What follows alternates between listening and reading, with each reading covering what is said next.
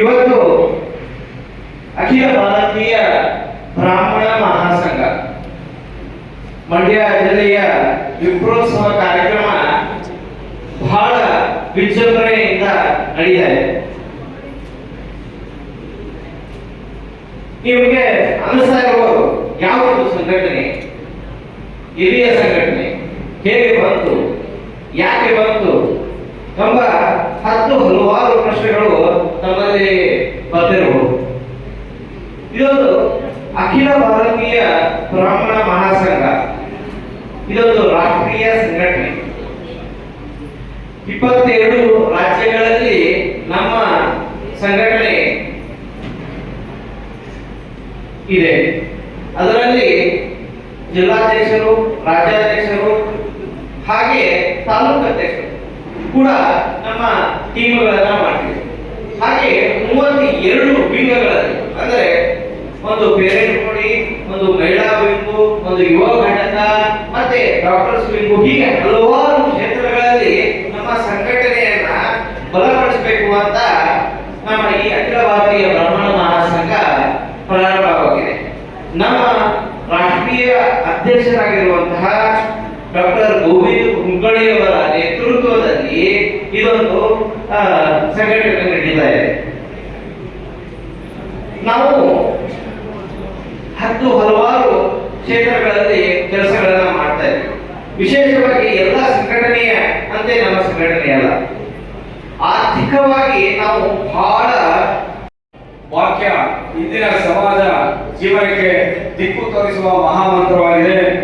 ಸಂಘಟನೆಯಲ್ಲಿ ಶಕ್ತಿ ಇದೆ ಹಾಗೂ ಏಕತೆ ಇದೆ, ಅಭಿವೃದ್ಧಿ ಇದೆ, ಪರಸ್ಪರ ಸಹಕಾರದಲ್ಲಿ ಸಮಾಜದ ಭವಿಷ್ಯ ಅಡಗಿದೆ ಎಂದು ಸತ್ಯವನ್ನು ಅಖಿಲ ಭಾರತೀಯ ಬ್ರಾಹ್ಮಣ ಮಹಾಸಂಘ ತನ್ನ ಕಾರ್ಯಗಳ ಮೂಲಕ ನಿರಂತರವಾಗಿ ಸಾರುತ್ತಿದೆ.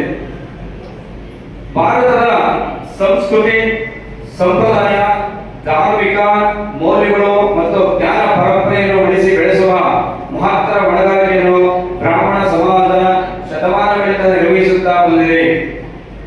ವೇದ, ಉಪನಿಷತ್ತುಗಳು, ಧರ್ಮ ಸಂಸ್ಕಾರ ಹಾಗೂ ಪೂಜೆ, ಪಾಠ, ಆಧ್ಯಾತ್ಮಿಕ ಮಾರ್ಗದರ್ಶನ ಮತ್ತು ನೈತಿಕ ಮೌಲ್ಯಗಳ ಮೂಲಕ ದೇಶದ ಆಧ್ಯಾತ್ಮಿಕ ನೆಲೆಯನ್ನು ಗಟ್ಟಿಗೊಳಿಸುವುದು ಬ್ರಾಹ್ಮಣ ಸಮಾಜದ ಮಹತ್ವದ ಕೊಡುಗೆ.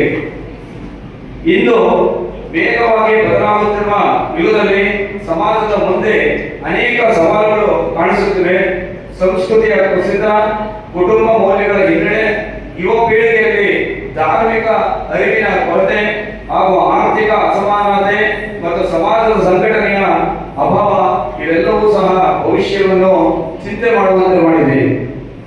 ಇಂತಹ ಸಂದರ್ಭದಲ್ಲಿ ಸಮಾಜವನ್ನು ಒಂದಾಗಿ ಕಟ್ಟುವ ಮಹತ್ತರ ಸಂಕಲ್ಪದೊಂದಿಗೆ ಬ್ರಾಹ್ಮಣ ಸಮಾಜದ ಏಕತೆ, ಶಕ್ತಿ, ಸಂಸ್ಕೃತಿ ಮತ್ತು ಗೌರವವನ್ನು ಉಳಿಸಿ ಬೆಳೆಸುವ ಧ್ಯೇಯದಿಂದ 2011ನೇ ಇಸವಿಯಲ್ಲಿ ಮಹಾರಾಷ್ಟ್ರದ ಪೂನಾದಲ್ಲಿ ಡಾಕ್ಟರ್ ಗೋವಿಂದ ಕುಲಕರ್ಣಿಜಿಯವರು ನೇತೃತ್ವದಲ್ಲಿ ಅಖಿಲ ಭಾರತೀಯ ಬ್ರಾಹ್ಮಣ ಮಹಾಸಂಘ ಸ್ಥಾಪನೆಯಾಯಿತು. ಸಣ್ಣ ಚಿಂತನೆಯಿಂದ ಆರಂಭವಾದ ಈ ಸಂಘಟನೆ ಇಂದು ಮಹಾರಾಷ್ಟ್ರ ರಾಷ್ಟ್ರ ಮಟ್ಟದಲ್ಲಿ ಅಖಿಲ ಭಾರತೀಯ ಬ್ರಾಹ್ಮಣ ಮಹಾಸಂಘ ಒಂದು ರಾಷ್ಟ್ರೀಯ ಸಂಘ. ಈಗಾಗಲೇ ಇದರ ಬಗ್ಗೆ ಹೆಚ್ಚಿನ ಮಾಹಿತಿಯನ್ನು ಪ್ರಾಸ್ತಾವಿಕ ಭಾಷಣದಲ್ಲಿ ನಮ್ಮ ಶ್ರೀಮತಿ ಭಾರದ್ವಾಜ್ ಅವರು ಮತ್ತು ನಮ್ಮ ರಾಜ್ಯ ಕಾರ್ಯದರ್ಶಿಗಳಾದ ವಿಶ್ವನಾಥ್ ಅವರು ನಮಗೆಲ್ಲ ತಿಳಿಸಿದ್ದಾರೆ. ನಮ್ಮ ಕಾರ್ಯಚಟುವಟಿಕೆ ಎಲ್ಲ ರಂಗಗಳಲ್ಲೂ ಯಾವ ರೀತಿ ಕೆಲಸ ಮಾಡ್ತಾ ಇದ್ದೀವಿ ಅಂತ ಈಗಾಗಲೇ ಅವರೆಲ್ಲದನ್ನ ಹೇಳಿದ್ದಾರೆ. ನಮ್ಮ ಯಾವುದೇ ಹೆಚ್ಚಿನ ಸಮಯವನ್ನು ನಾವು ತಗೊಳ್ಳೋದಿಲ್ಲ, ಆದರೂ ನಾನು ಕೆಲವು ವಿಚಾರಗಳನ್ನ ನಾನು ತಿಳಿಸಬೇಕಾಗಿದೆ ಇಲ್ಲಿ. ಈಗಾಗಲೇ ಮೊನ್ನೆ ಜನಿವಾರದ ವಿಚಾರ ನಮ್ಮ ರಾಜ್ಯದಲ್ಲಿ ಬಹಳ ದೊಡ್ಡದಾಗಿ ಸದ್ದು ಮಾಡಿತು. ಬಹಳ ಅಮಾನವೀಯ ರೀತಿಯಲ್ಲಿ ಜನರು ದುರುದ್ದೇಶದಿಂದ ಬ್ರಾಹ್ಮಣರನ್ನ ಯಾವ ರೀತಿ ನಮಗೆ ಅವಮಾನ ಮಾಡಬಹುದು ಅನ್ನೋ ರೀತಿಯಲ್ಲಿ ಒಂದು ಕಾರ್ಯತಂತ್ರದಲ್ಲಿ ಈಗ ತೊಡಗಿದ್ದಾರೆ. ಇದೆಲ್ಲ ಕಾರಣ ಏನು ಅನ್ನೋದು ನಾವು ಹಿಂದಿನಿಂದ ನಾವು ಯೋಚನೆ ಮಾಡಿದಾಗ ಕೂತ್ಕೊಂಡು 5 ನಿಮಿಷ ನಾವು ಯೋಚನೆ ಮಾಡಿದಾಗ ನಮ್ಮಲ್ಲೇ ಉತ್ತರ ಸಿಗುತ್ತೆ. ಇವತ್ತು ಈ ದೇಶದ ಪರಿಸ್ಥಿತಿ ಇವತ್ತು ಅಂತಂದ್ರೆ ಕಳೆದ ಒಂದು 50-60 ವರ್ಷಗಳ ದೇಶದಲ್ಲಿರುವಂತಹ ಸಾಮಾಜಿಕ ಪರಿಸ್ಥಿತಿಯಿಂದ, ರಾಜಕೀಯ ಪರಿಸ್ಥಿತಿಯಿಂದ ಬ್ರಾಹ್ಮಣರು ಸಾಮಾಜಿಕ ಕ್ಷೇತ್ರಗಳಲ್ಲಿ, ರಾಜಕೀಯ ಕ್ಷೇತ್ರಗಳಲ್ಲಿ ಹಾಗೂ ಪ್ರತಿಯೊಂದು ಸರ್ಕಾರಿ ಕ್ಷೇತ್ರಗಳಿಂದ ನಾವು ವಿಮುಖರಾಗಿದ್ದೀವಿ. ಈ ವಿಮುಖರು ಏನಕ್ಕಾಗಿದ್ದೀವಿ ಅಂದ್ರೆ ನಮಗೆ ಸಿಗ್ತ ಯಾವುದೇ ರೀತಿಯ ಅವಕಾಶಗಳು ಸಿಗ್ತಾ ಇಲ್ಲ. ಈ ಜಾತಿಯ ಪದ್ಧತಿ ಇರ್ಬೋದು, ಹಾಗೂ ರಿಸರ್ವೇಶನ್ಸ್ ಇರ್ಬೋದು, ರೋಸ್ಟರ್ ಸಿಸ್ಟಮ್ಸ್ ಇರ್ಬೋದು, ಇದರಿಂದ ನಾವು ಬ್ರಾಹ್ಮಣರಿಗೆ ಅವಕಾಶ ಸಿಗಿದೆ. ಇದರಿಂದ ವಿಮುಖರಾಗಿ ನಾವೆಲ್ಲ ಪ್ರೈವೇಟ್ ಸೆಕ್ಟರ್ಸ್ ಕಡೆಗೆ ನಾವು ಮುಖ ಮಾಡಿದ್ದೀವಿ. ಇಷ್ಟು ನಾವು ಸರ್ಕಾರದಿಂದ ಒಂದೇ ಒಂದು ರೂಪಾಯಿ ಸಹಾಯ ಯಾವುದೇ ಬ್ರಾಹ್ಮಣರು ಇವತ್ತು ಪಡಿತಾ ಇಲ್ಲ.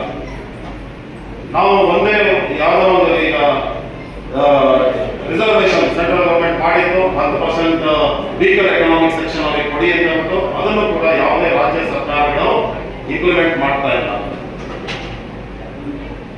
ಅದರಿಂದ ನಾವು ಏನ್ ಮಾಡಬೇಕು? ಬರೀ ಹೋರಾಟನೇ ನಮ್ಮ ಜೀವನ.